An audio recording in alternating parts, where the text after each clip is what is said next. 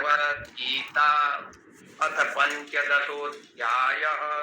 श्रीभगवानुवाच ऊर्ध्वमूलमदः शाखम् अस्वत्थं प्राहुरव्ययम् छन्दांसि यस्य पर्णानि यस्तं वेद स वेदवित् अतश्च शोध्वं प्रसितास्तस्य शाखा पुनः प्रवृत्ता विषया प्रबालाः अदर्शमूलान्यनुसन्ततानि कर्मानुबन्धीनि मनुष्यलोके न रूपमस्येह तथोपलभ्यते नान्तो न चादिर्न च सम्प्रतिष्ठा अस्वस्थमेनं सुविरूढमूलम् असङ्गशस्तेन दृढेन छित्त्वा ततः पदन्तं परिमार्गितव्यम् यस्मिन्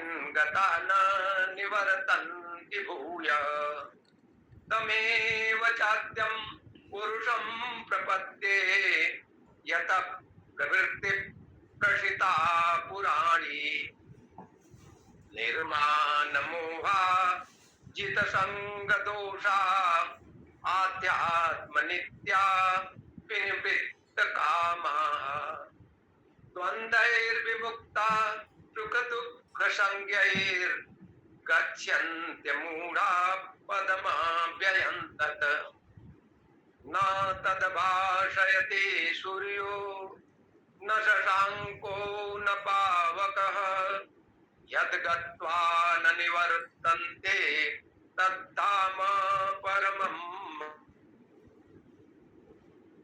कांसो जीवलोके जीवभूतः सनातन मनसस्ता निन्द्रियाणि प्रकृतिस्थानि कर्षति। ब्रह्म वृद्धि इसी वजह से नहीं आता है। भगवान ने सीधा जवाब दे दिया, शरीरम यदि वाप्नोति यच्चाप्युत्क्रामतीश्वर यच्चाप्युत्क्रामतीश्वर गृहीत्वैतानि संयाति वायुर्गन्धानि वासयात्। शरीर छोड़ते हुए निर्मल मन नहीं रहेगा, आर्जवम मार्दवम नहीं रहेगा, तो वही गंध लेकर दुर्गंध लेकर चले जाएंगे और फिर वही दुर्गंध के साथ दूसरा शरीर प्राप्त कर लेंगे। क्लियर कट भगवान कह रहे हैं। तो गीता पाठ का मतलब मन का निर्मल होना, अंतस का कोमल होना, ईर्ष्या द्वेष अहंकार का दूर होना,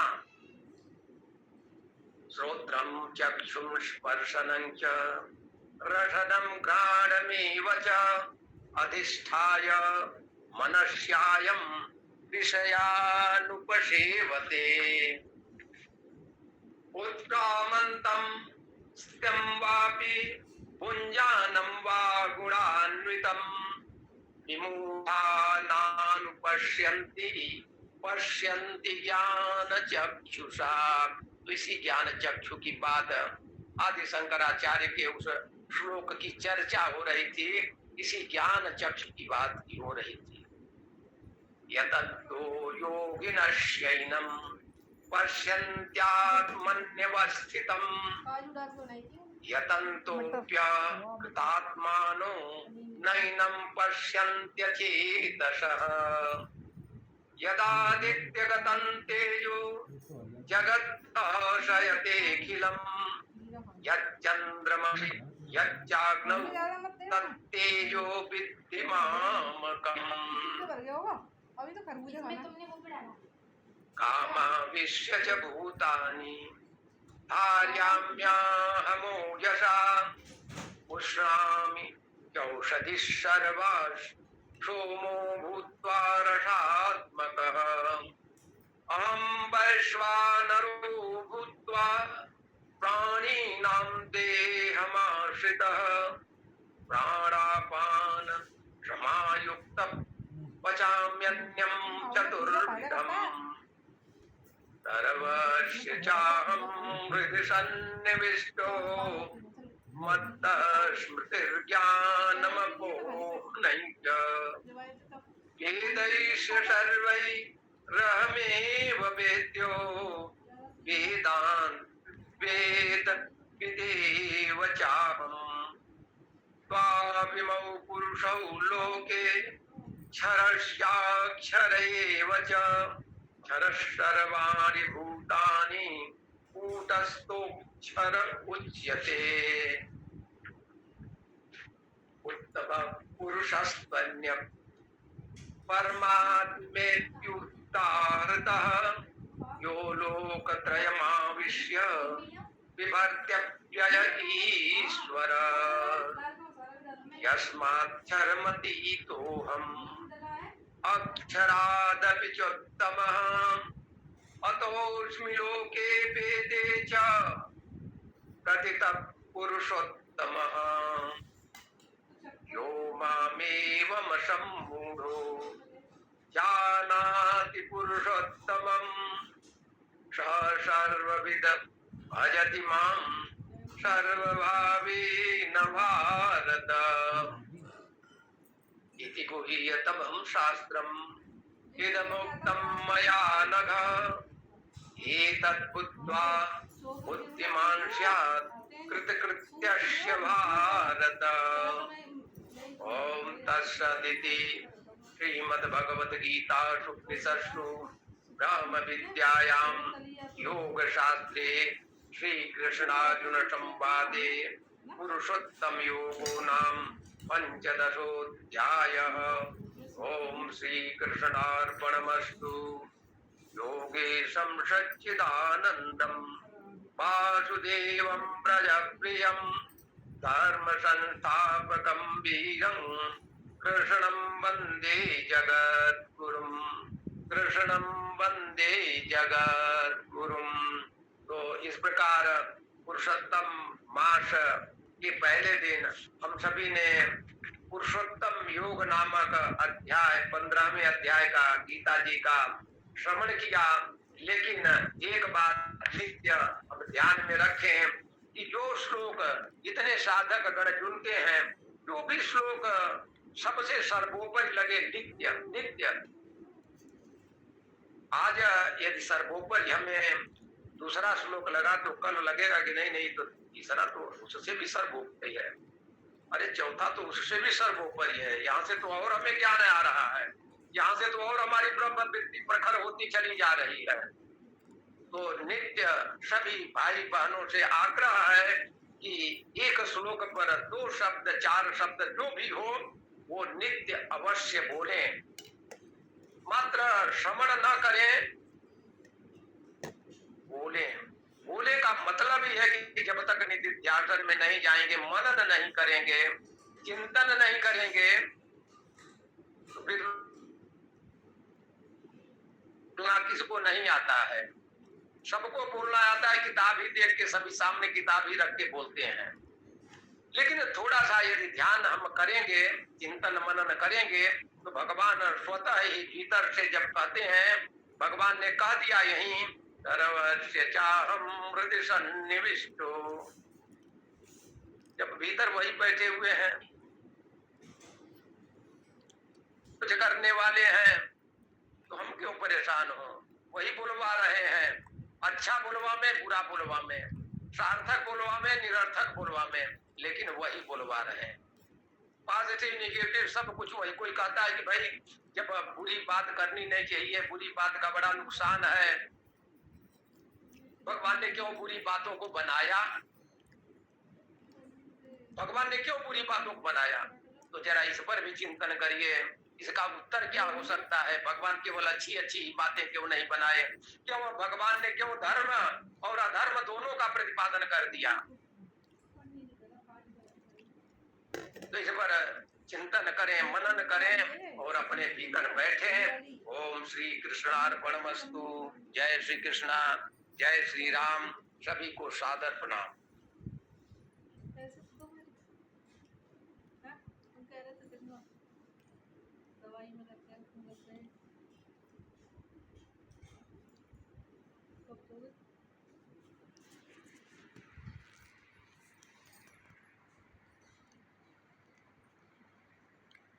अभी 15 मिनट और शेष हैं भगवान।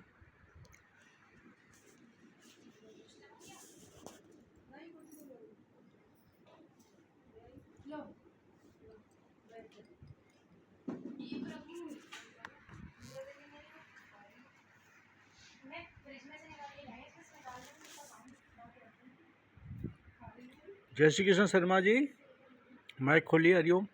जय श्री कृष्ण। भजन करो बढ़िया सा 5-7 मिनट।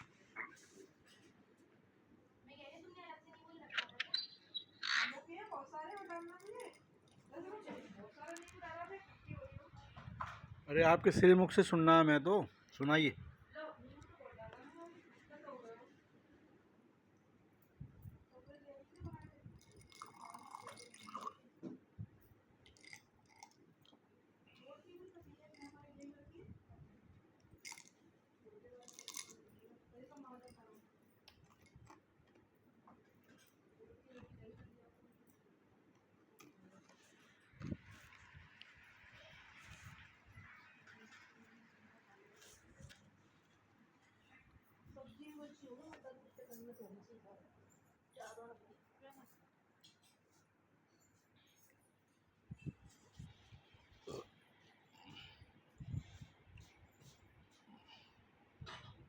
आवा माता जी, माइक खोलिए। आप ही खोल दीजिए माइक। आवा माता जी।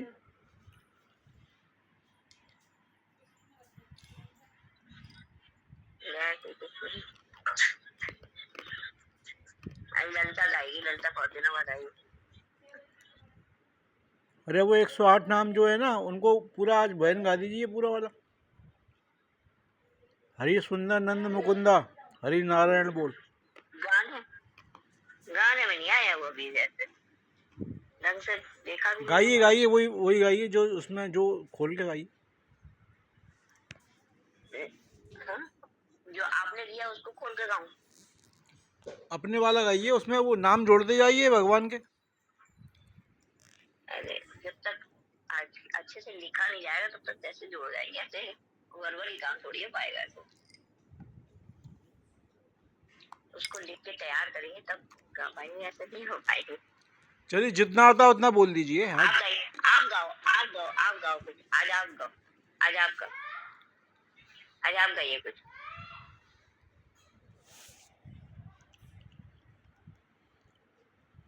आप उसको ठीक करके गा सकते हो, आप गा के दिखाओ हमें भी। अरे मैं भोजन कर रहा था, आप गाइए माता जी। अरे गा दो आप गाओ। अच्छा कुछ और गा दो, कुछ भी तो गा दो आप।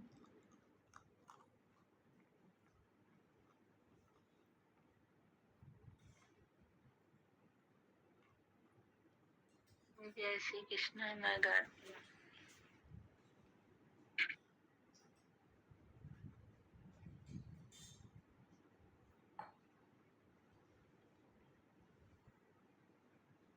गोविंद मेरी यह प्रार्थना है, भूलो न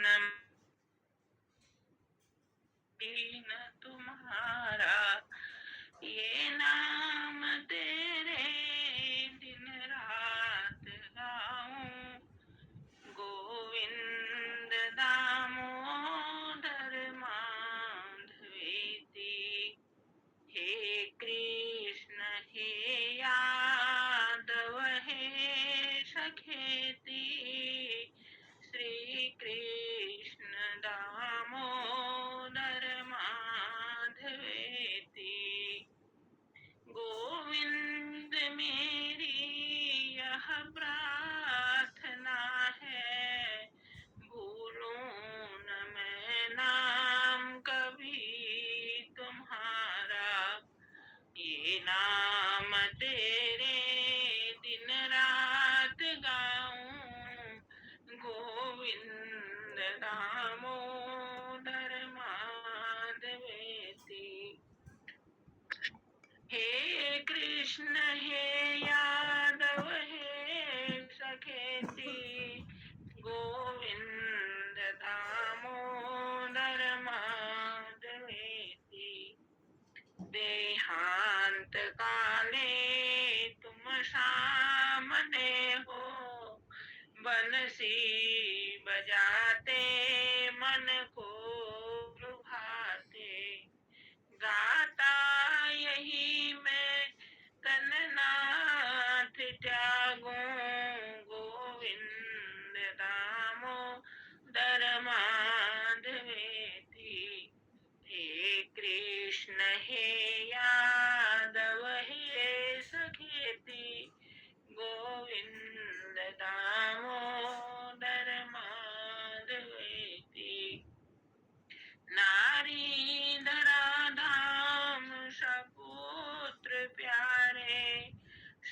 मित्र सद्बांधव द्रीप सारे, कोई न साथी हरि को पुकारे, गोविंद दामोदर माधवेति।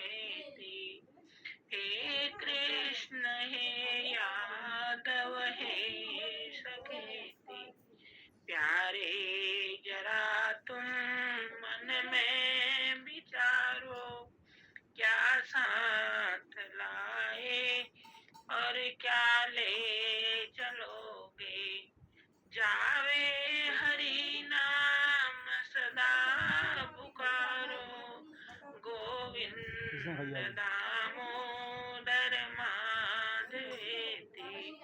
हे कृष्ण हे यादव हे सखेति, गोविंद दामोदर माधवेति।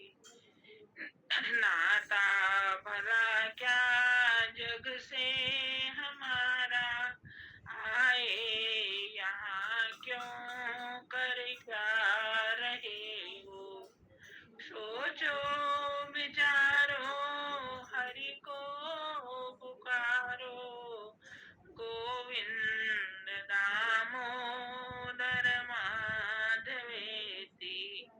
हे कृष्ण हे यादव हे सखेति, गोविंद दामोदर माधवेति।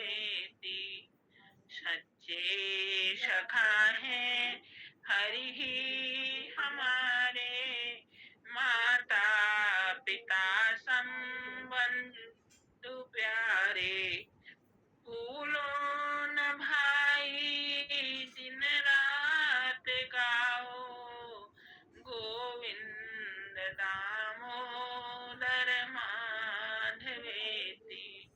हे कृष्ण हे यादव हे सखेति, गोविंद दामोदर माधवेति। गोविंद मेरी यह प्रार्थना है, भूलूं न मैं नाम कभी तुम्हारा। जय श्री कृष्ण।